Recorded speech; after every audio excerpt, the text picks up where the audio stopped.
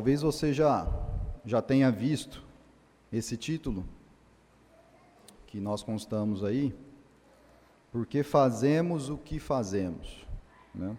Pedi até licença para o Mário Sérgio Cortella, porque esse é o título de um livro dele, né? Um livro muito bom, que trata justamente sobre propósitos.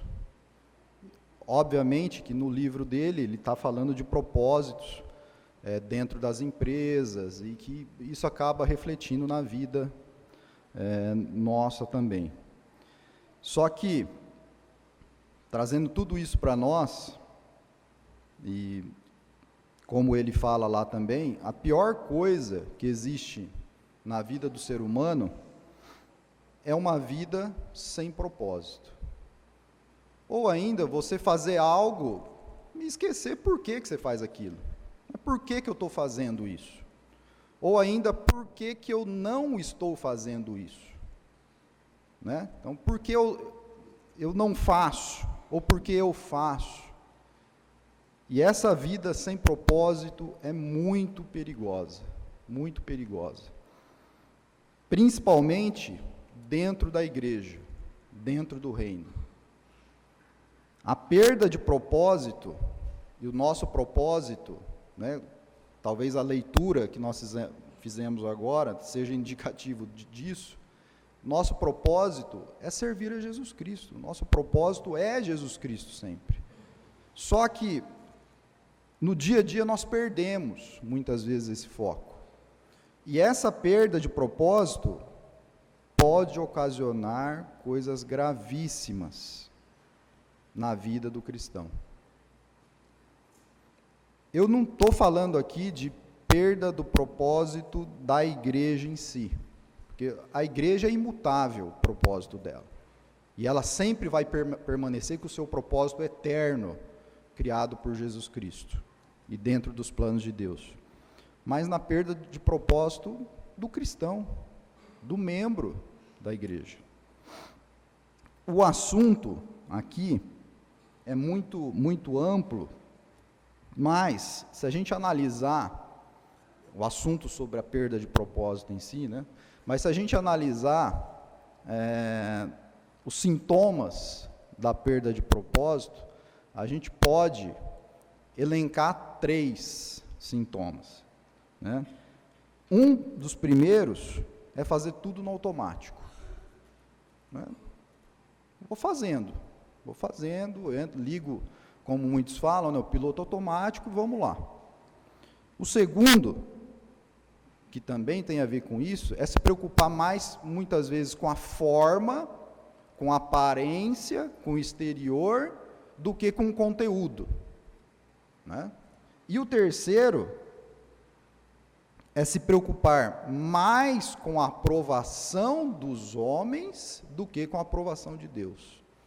Então, olha só, que coisas ruins que envolvem, né, que nos envolve quando nós fazemos as coisas sem saber o porquê estamos fazendo, sem saber a importância daquilo que estamos fazendo e sem ter o propósito daquilo, né? Fazer tudo no automático, preocupar mais com a forma do que o conteúdo e se preocupar mais com a aprovação dos homens do que com a aprovação de Deus. E isso, como se fosse uma equação matemática, ele vai revelar algo grave, como eu disse, que parece até ser pesado aqui falar nisso, mas ele revela nesse automático uma hipocrisia nossa. Hipocrisia. Hipocrisia no sentido de que eu faço, eu falo, mas no meu íntimo eu não estou vivendo nada daquilo. Eu não sei por que eu estou falando, eu não sei por que eu estou fazendo, né? E isso vai acarretando outras consequências. Eu vou pedir licença para contar uma história para vocês, que talvez revele um pouquinho isso. Uma história que um irmão americano contou, pelo que ele disse aqui, não deu para saber se a história é verídica ou não, né? Pelo que ele fala, talvez seja mesmo, mas ele não faz essa afirmação expressa, mas que mostra muito isso que a gente acabou de falar aqui, né? Ele diz assim: a história de um homem, história com H, ele menciona aqui, né? Que estava a caminho de um baile de fantasias, num domingo à tarde. Ele estava usando uma roupa vermelha com um rabo. Usava também uma máscara e chifres. Parecia com Satanás, conforme a versão clássica do diabo, apesar da gente saber que é uma imagem falsa, né? Enquanto ele andava pelas ruas da cidade, foi surpreendido por uma tempestade enorme, com trovões e chuvas torrenciais. O lugar mais próximo onde podia se abrigar era numa igreja evangélica, na qual o culto estava quase para terminar. Ao entrar no auditório, todos os que estavam presentes se assustaram, crendo ser o próprio diabo. Os trovões e os raios caíam por perto e acrescentavam drama àquela ilusão. A congregação entrou em pânico e começou a correr procurando a saída. O visitante pensou que corriam por causa dos raios que caíam, causando pânico, por isso o seguiu também, quer dizer, correu atrás deles. Todos saíram a toda velocidade, exceto uma velhinha. Morta de medo e com as mãos para cima, essa idosa pediu misericórdia, implorando: ó, Senhor diabo, por favor, não me toque. Tenho sido membro desta igreja durante 30 anos, mas sempre estive a seu lado.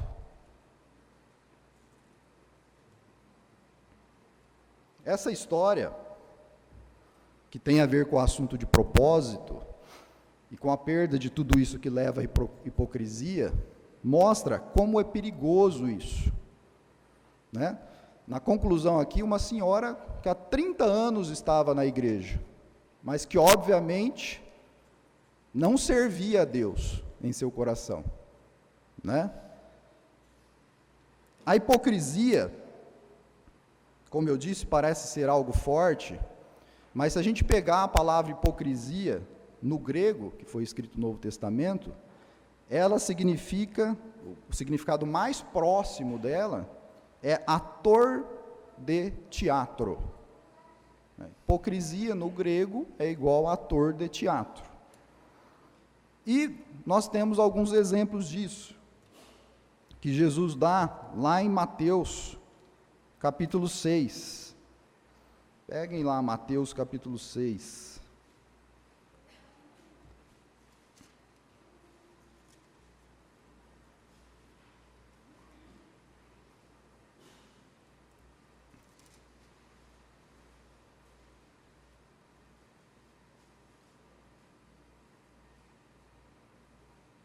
Versículo 1. Guardai-vos de exercer a vossa justiça diante dos homens, com o fim de serdes vistos por eles. Doutra sorte, não tereis galardão junto de vosso Pai celeste. Jesus, antes de falar sobre várias coisas práticas aqui no capítulo 6, ele faz essa introdução, né, no sentido de que, cuidado, né, quando vocês querem se aparecer diante dos homens, né, ele fala de exercer a vossa justiça diante dos homens, quer dizer, para aparecer diante dos homens, com o fim de ser vistos por eles. Isso aqui é exatamente o que nós falamos agora no início, né? do sintoma de perder o propósito, que é se preocupar mais com a aprovação dos homens do que com a aprovação de Deus. E ele diz: doutra sorte, não tereis galardão junto de vosso Pai Celeste. Né? E isso vai ser importante para o resto da leitura que a gente vai fazer, mas junto ao Pai Celeste vocês não vão ter galardão, se vocês procederem dessa forma. Versículo 2: quando, pois, que ele vai agora falar sobre situações práticas, quando, pois, deres esmola, não toques trombeta diante de ti, como fazem os hipócritas, nas sinagogas e nas ruas, para serem glorificados pelos homens. Em verdade vos digo que eles já receberam a recompensa. E no 5, ele vai dizer assim, versículo 5: e quando orardes, não sereis como os hipócritas, porque gostam de orar em pé nas sinagogas, nos cantos das praças, para serem vistos pelos homens. Em verdade vos digo que eles já receberam recompensa. E no 16, versículo 16, ele fala assim: quando jejuardes, não vos mostreis contristados como os hipócritas, porque desfiguram o rosto com o fim de parecer aos homens que jejuam. Em verdade vos digo que eles já receberam a recompensa. Né?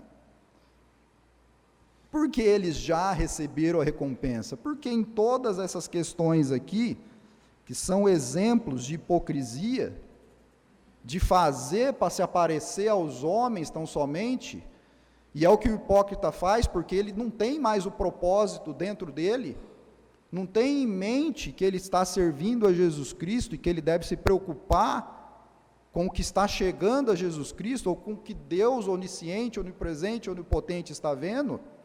E por que ele está dizendo aqui que eles já receberam a recompensa? Eles já receberam a recompensa neste mundo, e destes homens que eles bajularam. Né? Receberam glória, né? Receberam honra, né? O 2 fala lá, para serem glorificados pelos homens. Então, em verdade vos digo que eles já receberam a recompensa. É no sentido de que a recompensa deles já foi dada e é a única que eles vão ter. É a única. Porque a recompensa do cristão é a recompensa lá do versículo 1 que nós lemos. Doutra sorte, não tereis galardão junto ao vosso Pai Celeste. Quer dizer, vocês não devem fazer nada disso, pelo contrário, para que vocês tenham galardão junto ao Pai Celeste, que é o que importa, e que é o tema do Sermão do Monte, né? Buscar o Senhor em primeiro lugar, buscar as coisas de Deus em primeiro lugar.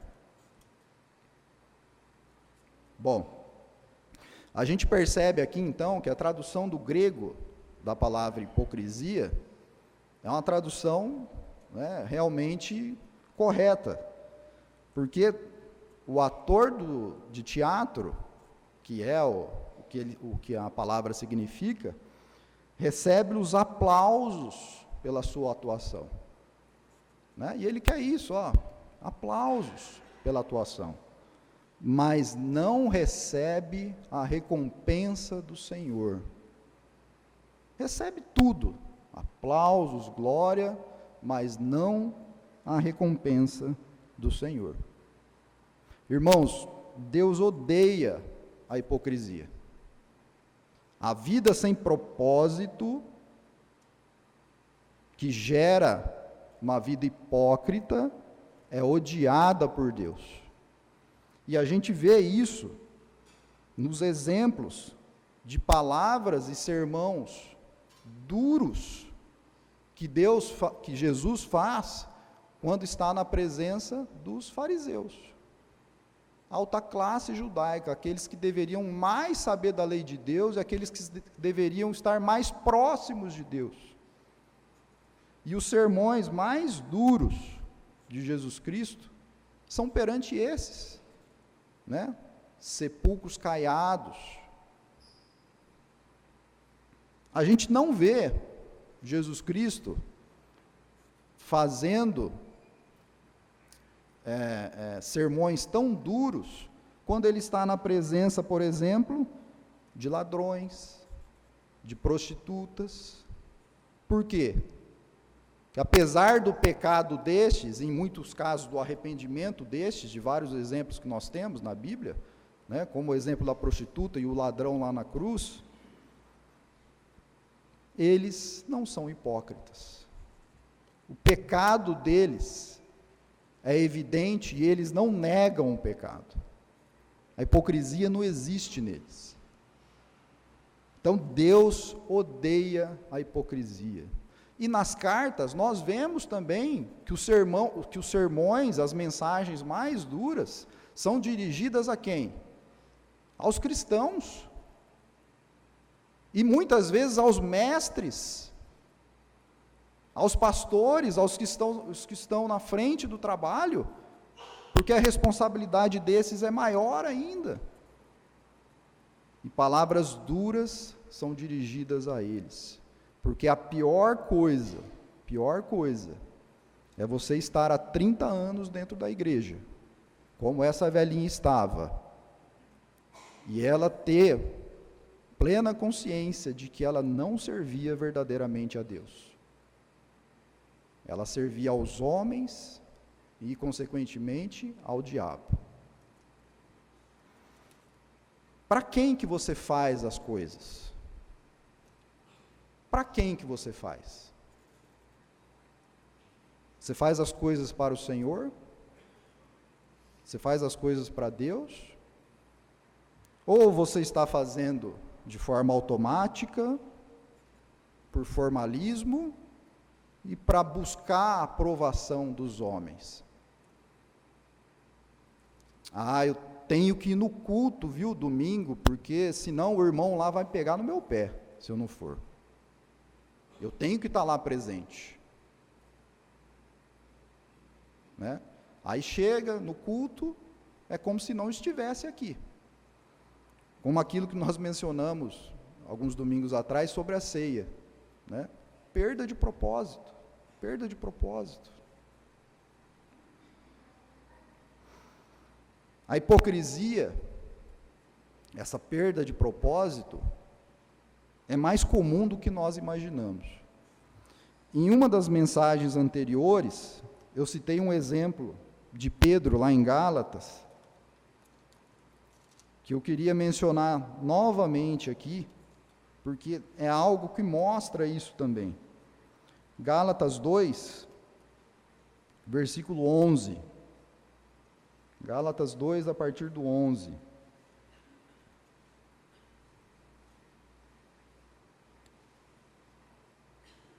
Quando, porém, Cefas veio a Antioquia, resisti-lhe face a face, porque se tornara repreensível.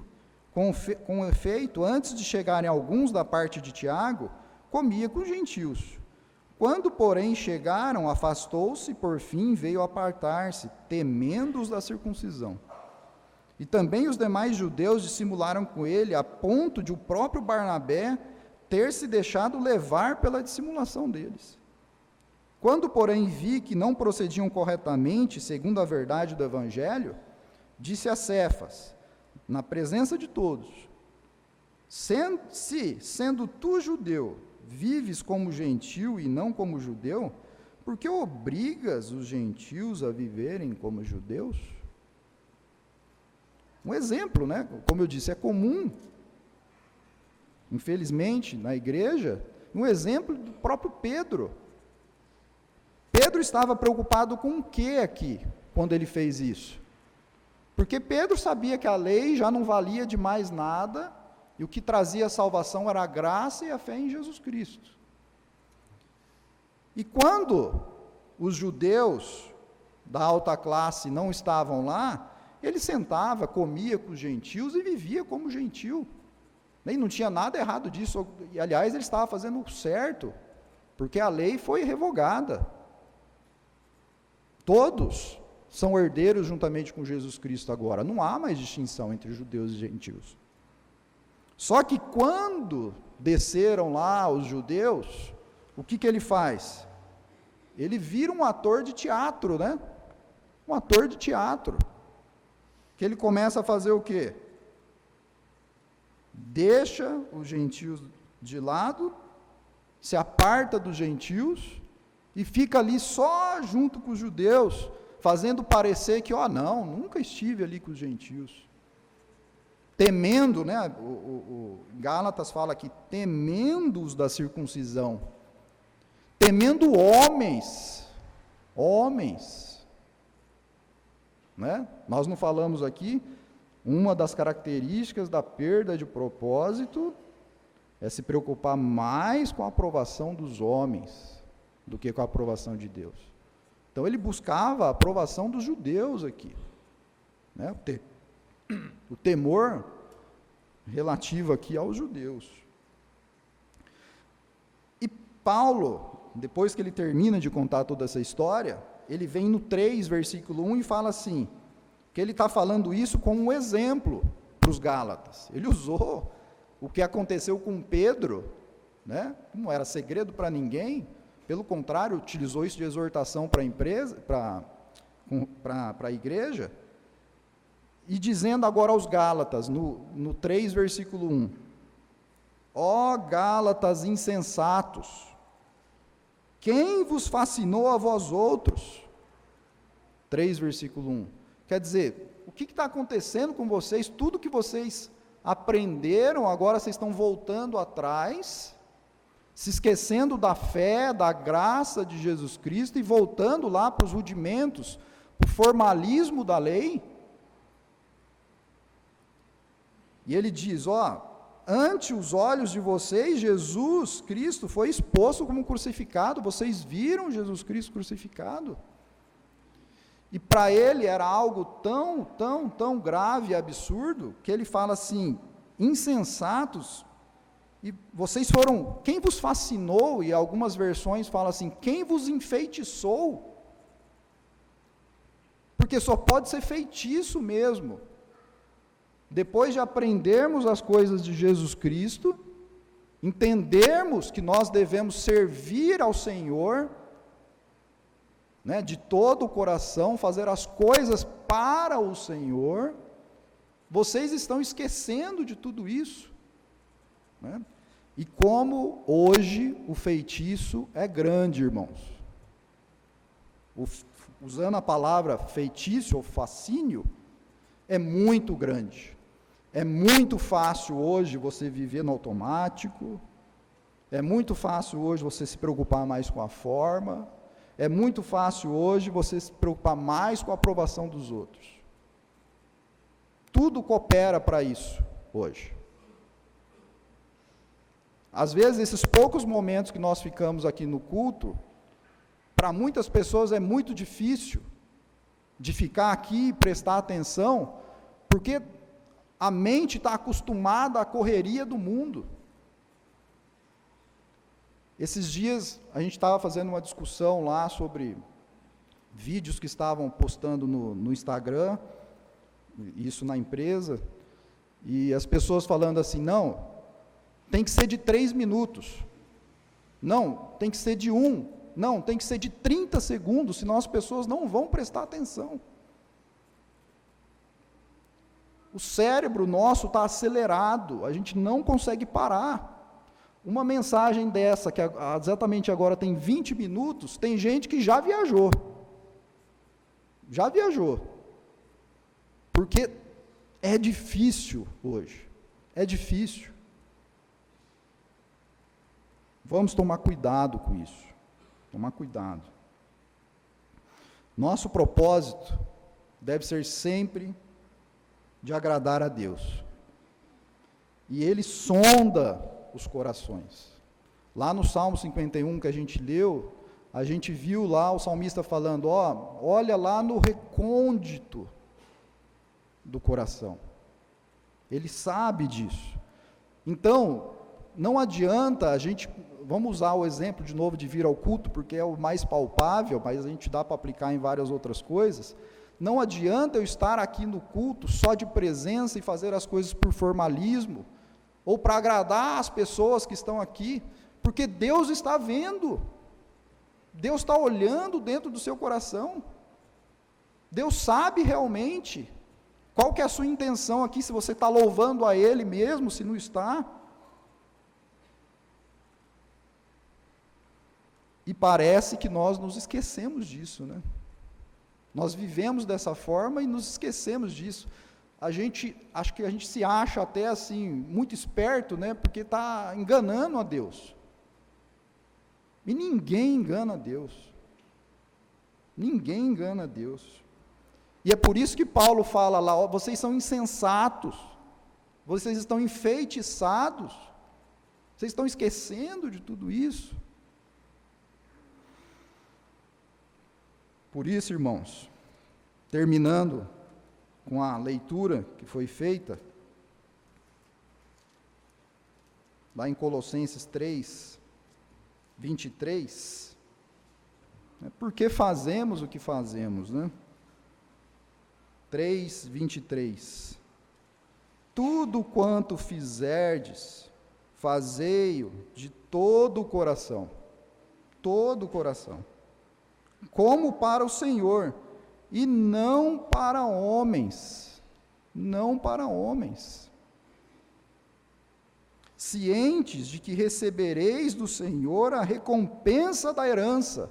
Lembra lá, olha só como a Bíblia se conversa, né? Pelo Espírito Santo, o que Jesus falou lá em Mateus 6, né, da recompensa da herança, cientes de que recebeis do Senhor a recompensa da herança, que é a que importa. E ele termina, a Cristo, o Senhor, é que estáis servindo. A Cristo, o Senhor, é que estáis servindo. Que nós possamos ter isso em nossos corações, em nossas mentes, para que possamos recuperar o propósito das coisas, e assim sirvamos ao nosso Deus, que merece sempre o melhor, toda a honra, toda a glória e todo o louvor nosso. Amém?